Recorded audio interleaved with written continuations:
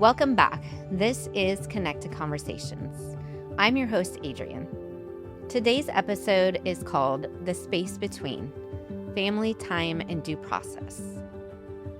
This one is about what happens within detention, what happens to families, what happens to time, and what happens to process.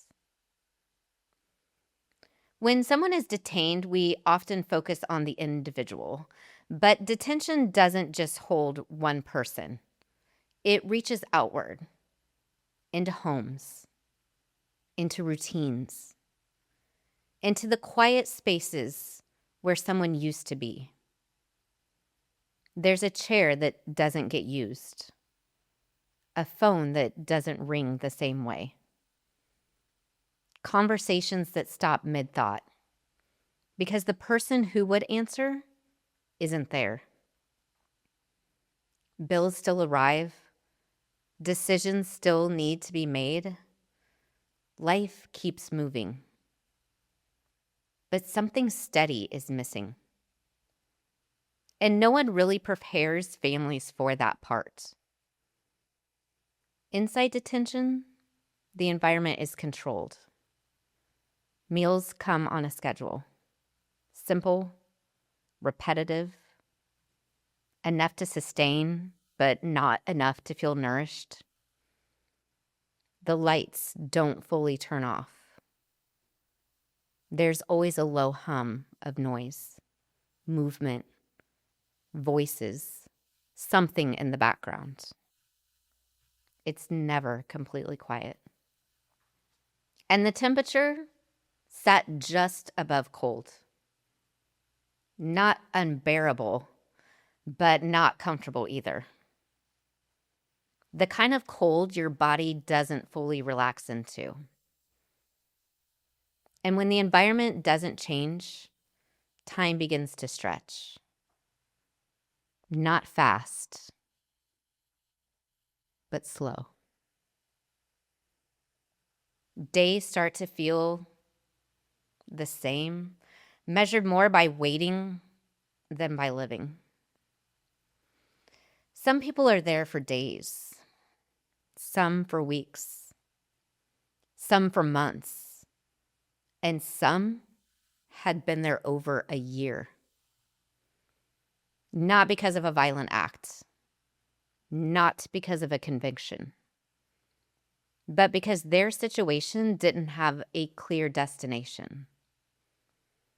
There are people no country will immediately accept back.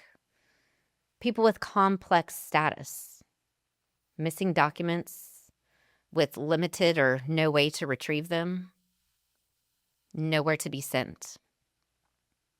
So they stay in detention, not sentenced, just waiting, sometimes for months.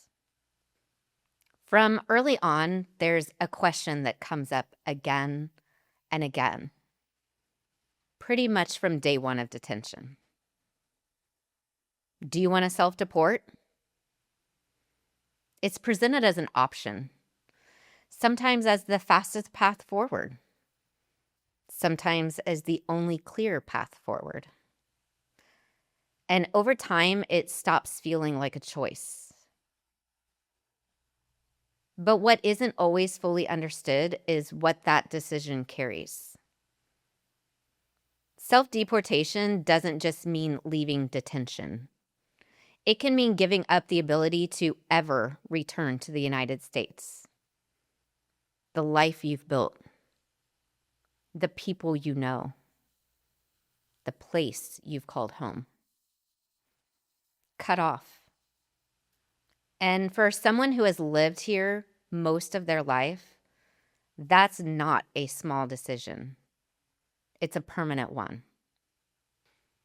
There was an 18-year-old picked up walking out of high school, brought here as a child, raised here, speaks only English.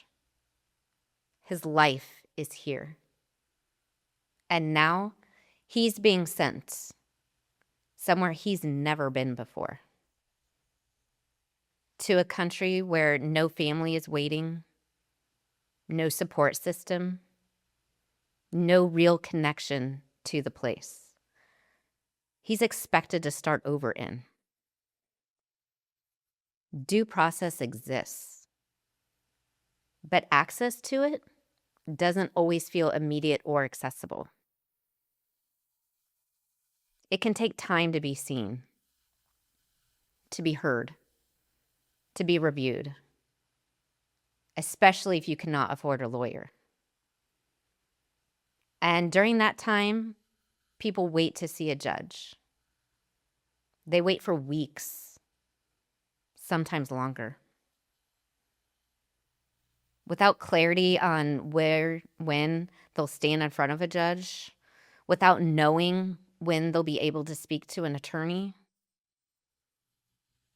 Not yet processed, not yet resolved, just inside the system. And yes, a small percentage in immigration detention were criminals, but a majority of people inside the facility had never been arrested, never had a ticket, out of alignment with paperwork, maybe. Many without the resources to navigate a system that requires time, guidance, finances, and legal support. Not violent offenders. Not threats to the community.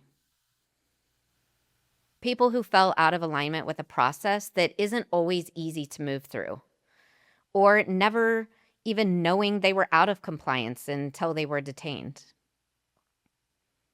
In this case, my friend was legally here, detained until he could hear from a judge to determine if the case from 20 years ago all of a sudden warranted deportation.